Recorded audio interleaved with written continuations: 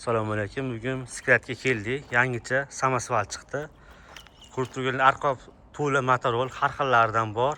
Bugun sizlar bilan bir tonnani obzor ko'rsatib beraman, xudo xolasa. Farallari to'rttalik bo'lgan. Komplekt telefon postavkalari bo'ladi. Samosval knopka uzoqdaydigan bo'ladi. Keyin spusк rejimi bor. Tepalardan tushib turganda bosib qo'ysalaring, buni motori sekinroq tushadi. Bu yerda odatdagi tezlik ko'rsatadi, zaryadkani, pultlari, yoqib o'chirish, понижний повышенlari, polik, kaska, отражатель, zaryadnik. Samosval ko'tarilgan bacho'ga nima ostida turadi. Qutushani ichida.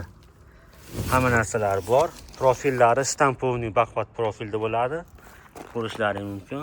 Profillarini ham hozir yonboshlarini olib ko'rsataman. Balonlari 5-12 diametrda bo'ladi. Arqalari 2 ga bo'linib ochiladi. Bitta bu rejimda bo'ladi.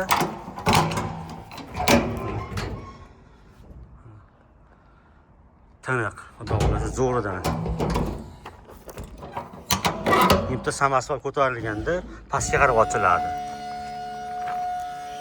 Ko'tarilyapti bu holatda. Ancha balandga ko'tariladi, ko'tarilganda ham.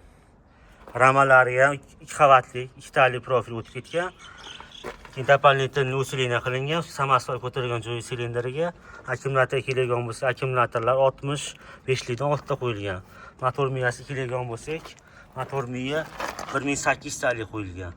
Resorlar 2 tali, ustiga дополнительный пружинkalar qo'yilgan. Yukka moslashgan haqiqiy 700 kilogacha yuk bemalol og'dor orasida o'zi 1 tonna yuk ko'taradi.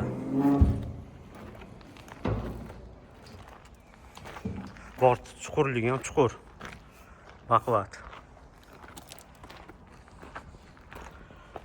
Pastda nomerlar qoldirib qo'yamiz. Bemalol telefon qilib aloqaga chiqishlaring mumkin. Qolgan ma'lumotlarni yana shu masalaning yozib o'tib ketaveramiz.